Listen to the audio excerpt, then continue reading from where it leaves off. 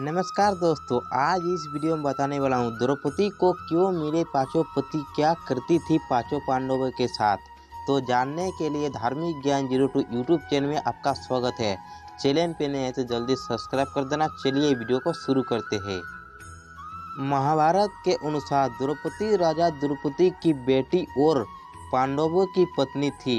कौरवों द्वारा आयोजित किए गए जुए के खेल में द्रौपदी को दांव पर लगाया गया।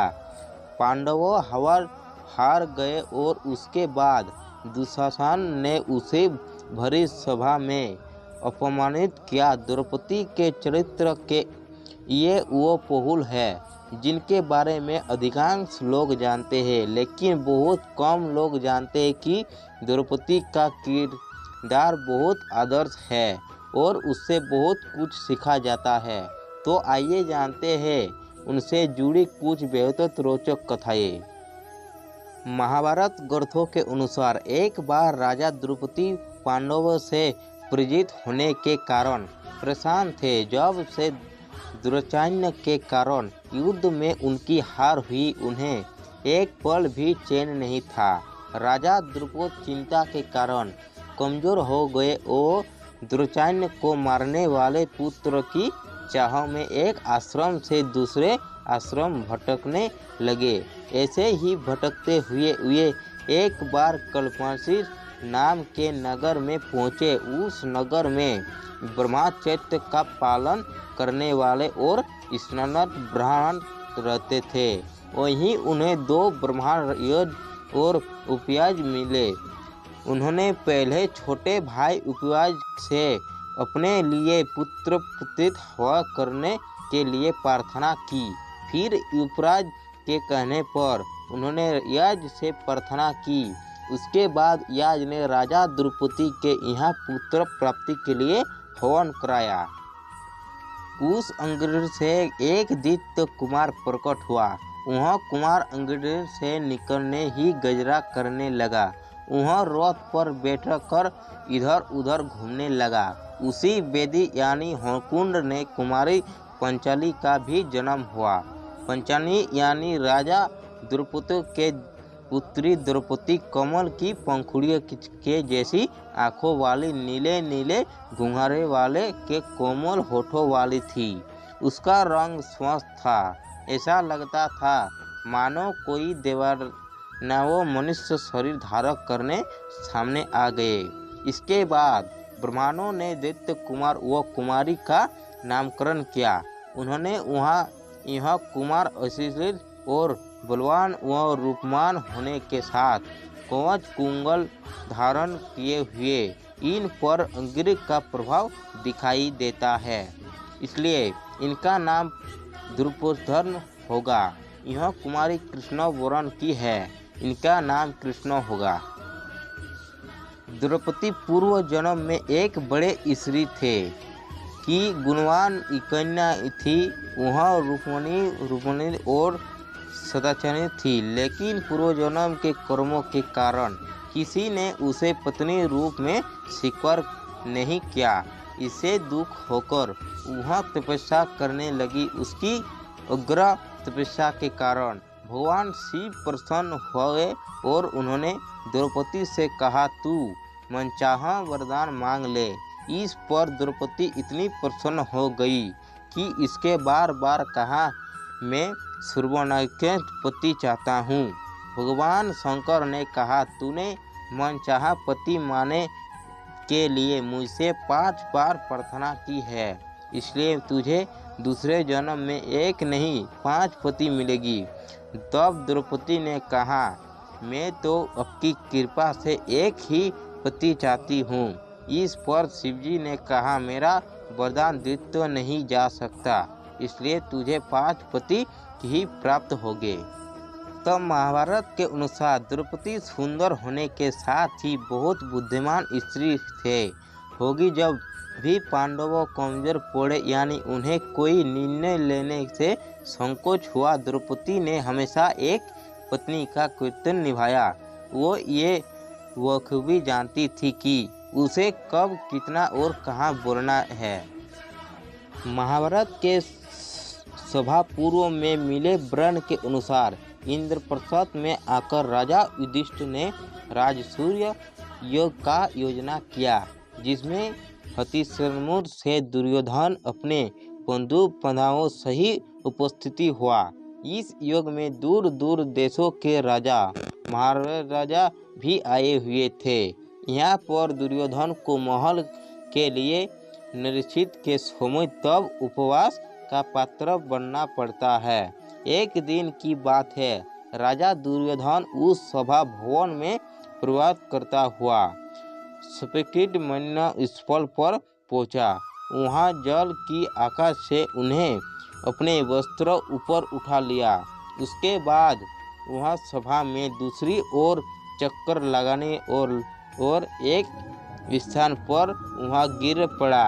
इससे वह मन ही मन बहुत लज्जित हुआ। फिर स्फटिक मणि ने समान स्वच्छ जल से भरी सुगंधित बवली को ईश्वर मानकर वह वस्त्र सहित जल में गिर पड़ा।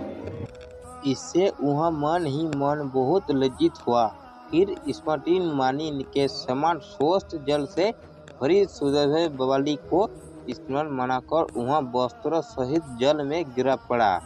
इस दृश्य को देखकर भीम, अर्जुन, नकुल और सहदेव इस पर इंसानियत लगे। दुर्योधन उपहार नहीं सह सका। महाभारत के सर्वाधिक में इस घटना का इतना ही उल्लेख है। इस ग्रंथों में ये कहानी वर्ण नहीं है। महारानी द्रौपदी राजा दुर्योधन को कहीं मिली और उन्होंने उनका अपहास किया। एक पत्नी को किस तरह अपने पत्नी धर्म का पालन करना चाहिए, इसका द्रौपदी से स्वस्थ उदाहरण नहीं हो सकता। महाभारत में एक दृष्टि से जहाँ सत्यभामा द्रौपदी से मिलने आई है और दोनों आपस में बातचीत कर रही थे। सत्यभामा ने द्रौपदी से पूछा कि सखी, मैं देखती हूँ कि तुम्हारे पति पांडव तुम्हारे वश में रहते हैं। ये सभी तुम्हारे धनिक है। जो आप में रहस्य मुझे भी बताए कि आपके 5 बलशाली पांडवों पति आपका इतना सम्मान क्यों करते हैं। तब द्रौपदी बोली, सत्यभामा, तुम मेरी सखी हो, इसलिए मैं तुम्हें बिल्कुल सच बताती हूँ। मैं अहंकार है, क्रोध से दूर रहती हूँ।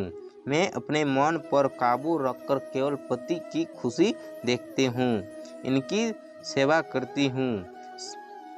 सत्यभामा से खड़ी नहीं होती, उनके कड़वे की बातें नहीं सुनती, बुरी जगह पर नहीं बैठती, बुरे आचरण को अपने पास भी नहीं फटने करने देती, उनके हर संकेत का अनुसरण करती हूँ। चाहे कैसा भी पुरुष हो, मेरा मन पांडवों के अलावा किसी पुरुष पर आकर्षित नहीं होता। पतियों के भोजन किए बिना मैं भोजन नहीं कर सकती हूँ, उनके नहाने बिना मैं नहीं नहाती हूँ। जब जब पति घर आते हैं तो मैं खड़ी होकर आसन और जल देकर उनका आतिथ्य करती हूँ। मैं बातचीत करने में किसी का तिरस्कार नहीं करती, समय पर भोजन बनाती और सभी को प्रेम से खिलाता हूँ। मेरे पति जिस चीज़ को नहीं खाते, नहीं पीते, सेवन नहीं करते हैं, उनके मैं भी दूर रहती हूँ। मेरी सास ने मुझे जो भी धर्म बनाया, मैं उनके पालन करती हूँ। विपरीत समय में उनके पति का हर संभव सहायता करती हूँ। कहते हैं किसी भी रिश्ते की बुनियाद विश्वास होता है। द्रौपदी का चरित्र हमें महाभारत में एक ऐसी पत्नी के रूप में मिलती है जो हर परिस्थिति में आपके पति पांडवों पर आंख मूंद कर विश्वास करती है। फिर चाहे पति द्वारा दवा पर लगाए जाना हो या जोगिंद्र द्वारा अपहरण क्या चित्र का बुरी नज़र डालना, द्रौपदी ने कभी अपना विश्वास नहीं डगमगाए दिया। एक बार की बात है, पांडवों द्रौपदी को आश्रम में अकेला छोड़कर धर्मश्री के आश्रम चले गए थे। उस पर समय सिंधु देश का राजा जो दत्र विवाह की इच्छा में सालन देश जा रहा था। जद्र और इसकी सेना समयध्वज स्त्री के आश्रम के पास से गुजरे। जयद्रथ की नज़र आश्रम के बाहर अकेली खड़ी द्रौपदी पर पड़ गई। उस पर मोहित होकर गए। उसने द्रौपदी के पास जाकर पूछा, हे सुंदरी, तुम कौन हो? तुम्हारा पति कौन है? या तुम कोई द्वितीय कन्या हो? जब मेरे द्रौपदी अपना परिचय दिया और कहा कि महाराज द्रौपदी पुत्री कृष्ण हूँ और मेरे पति पांडवों की यहाँ सुनकर जयद्रथ बोला कि उन पांडवों के पास कुछ भी नहीं है, वो अब वनवासी हो गए हैं। तुम मुझे से विवाह कर लो और महलों को सुख भोगो। द्रौपदी ने उसे धैर्य और कहा कि होकर अच्छी बात करते हो, तुम्हें इलाज नहीं होते। अरे दुष्ट, मेरे पति पांडवों को नहीं जानता, तेरी सेना को आसानी से पराजित देगी। यह सुनकर जयद्रथ बोला, मेरे पास इतना सेना बल है कि पांडवों को धूल चटा दूंगा। अब तुम्हारे सामने दो रास्ते हैं, या तो सीधी तरह से रथ में बैठे जाओ और पांडवों के हार जाने पर मेरे सामने गिड़गिड़ाने को तैयार हो जाओ। द्रौपदी ने कहा, मेरा बल, मेरी शक्ति महान है, मुझे अपने ऊपर विश्वास है। तुम्हारे जोर जबरदस्ती करने पर भी तुम्हारे सामने नहीं गिड़गिड़ाऊंगा। एक रथ पर एक साथ बैठकर श्री कृष्ण और अर्जुन आएगी। जब भीम तेरी तरफ गदा लेकर गिड़गिड़, जब नकुल को सहदेव तुझ पर टूट पड़ेगी, तब तुझे परेशान होगा कि हाँ। सुनते ही जयद्रथ द्रौपदी को घसीटने लगा। द्रौपदी ने उसे कहा, मेरे क्रूरवस्ती पर शीघ्र ही मुझसे मिलने और तुझे प्रस्थान करेगी। जब पांडवों फिर से आरंभ पहुँचे तो दासी ने उन्हें बताया कि जयद्रथ ने द्रौपदी का अपहरण कर लिया। यह सुनकर पांचों पांडवों द्रौपदी की खोज में निकल पड़े। जब उन्होंने द्रौपदी ने जयद्रथ के रथ पर बैठे देखा, वो आग बबूला हो गए। उन्होंने जयद्रथ और इसकी सेना पर आक्रमण कर दिया। सारी सेना डरकर भाग गई। अपनी सेना यह हाल देखकर जयद्रथ ने द्रौपदी को रथ से उतार और भाग गया। तो दोस्तों, आज का वीडियो बस इतना ही। वीडियो पसंद आया तो लाइक करके चैनल को जरूर सब्सक्राइब कर देना, ताकि इसी तरह का नए नए वीडियो मिलते रहेगा। तो चलिए दोस्तों, मिलते हैं अगले वीडियो की तरह। तब तक अपना ध्यान रखना।